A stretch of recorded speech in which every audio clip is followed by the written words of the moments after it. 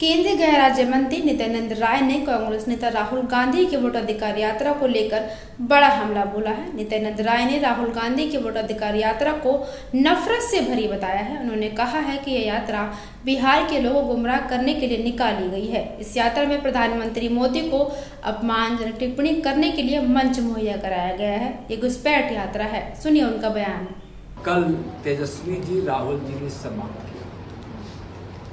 वह यात्रा वोटर अधिकार यात्रा नहीं था। घुसपैठियों को बचाओ, फर्जी मतदाताओं को मतदाता सूची में रखो, इसके लिए यात्रा थी। यात्रा का मंच पूरा का पूरा गाली गलौज का मंच बना। माननीय प्रधानमंत्री जी को बार बार गाली गलौज किया गया, उनके लिए अपशब्दों का प्रयोग किया गया। उससे भी विपक्ष के नेताओं को पेट नहीं भरा तो माननीय प्रधानमंत्री जी के पूजनीय स्वर्गीय माता जी को भी गाली गलौज दी गई। यह बहुत ही नीचतापूर्ण है और टीएमसी की एक सांसद द्वारा गृह मंत्री जी के सर काटने की बात कहकर शर्मसार की हद पार कर दी। गाली गलौज, सर काटकर मेज पर रख देना चाहिए, कभी मौत का सौदागर, तो न जाने कौन कौन अपशब्दों से जिसको कहना भी हम लोग के लिए हिम्मत नहीं जुटा पाते हैं, वैसे वैसे शब्दों का प्रयोग प्रधानमंत्री जी के लिए किया गया। राहुल गांधी और तेजस्वी यादव पर हमला बोलते हुए मंत्री ने आगे कहा कि जिस तरह की अशोभनीय भाषा का इस्तेमाल प्रधानमंत्री मोदी के लिए किया गया है, उसे लेकर पूरे बिहार में उबाल और गुस्सा है। इसके लिए देश की जनता से माफी मांगे, वरना अंजाम भुगतने के लिए तैयार रहें। नित्यानंद राय ने पश्चिम बंगाल में टीएमसी सांसद महुआ मोइत्रा के गृह मंत्री अमित शाह को लेकर दिए गए बयान को आपत्तिजनक बताया। उन्होंने कहा कि यह बयान देश को शर्मसार करने वाला है।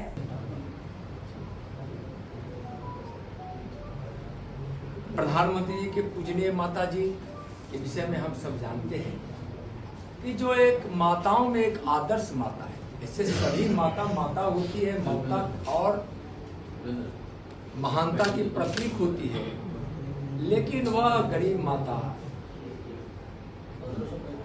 जिन्होंने नरेंद्र मोदी जी जैसा एक गरीब के मसीहा को जन्म देकर इस भारत माँ को सुपुर्द किया, जो बचपन में अपने बच्चों को पालने के लिए, पेट भरने के लिए दूसरे के घर में बर्तन धोती थी, काम करती थी, पानी भरती थी, वैसे माता को गाली दी गई।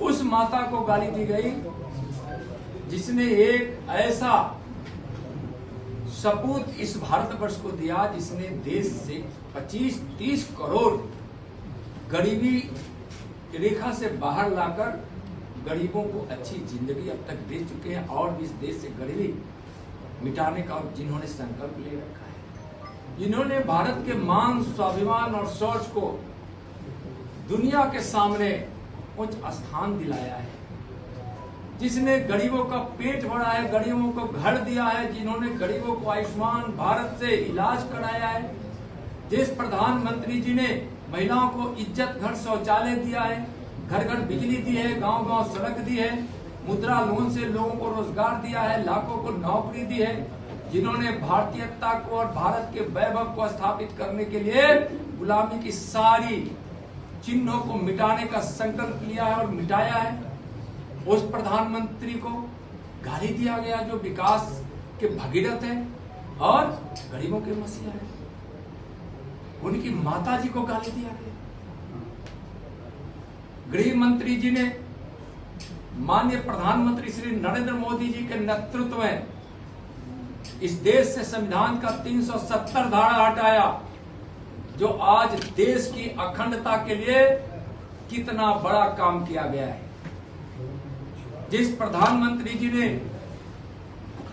संकल्प लिया था कि इस देश से हम नक्सलवाद को समाप्त करेंगे, आज वह गृह मंत्री जी ने अपने दृढ़ इच्छा शक्ति के साथ 2026 के मार्च तक इस देश से नक्सलवाद को समाप्त करने का संकल्प लेकर सफलतापूर्वक काम कर रहे हैं, जो सफलता के बहुत नजदीक है। उस गृह मंत्री जी के सर काटने के बाद टीएमसी के सांसद के द्वारा उस गृह मंत्री का सर काटने के बाद जिन्होंने इस देश की सीमा को सुरक्षित रखने के लिए दिन रात मेहनत कर रहे हैं, जिस सीमा पर परिंदा भी नहीं पड़ मार सकता है, जिस प्रधानमंत्री जी ने लगातार घुसपैठियों को रोकने की योजनाओं को साकार करने के लिए गृह मंत्री जी को कार्य सौंपा। गृह मंत्री जी ने दिन रात परिश्रम करके सीमाओं पर इतनी अच्छी व्यवस्था की कि आज घुसपैठिए भी घुसने की हिम्मत नहीं करता है। उस गृह मंत्री जी के सर काटने की बात, उस गृह मंत्री जी की सर काटने की बात कर रहे हैं जिसने इस देश के हिंटरलैंड में विस्फोट को बंद कराया, जहां सीरियल बम ब्लास्ट होते थे, सैकड़ों लोग मारे जाते थे उस बम ब्लास्ट में। आज इस हिंटरलैंड में आज एक भी बम ब्लास्ट नहीं हो रहा है, आतंक का सफाया हो रहा है। आज उस गृह मंत्री जी के सर काटने की बात हो रही है।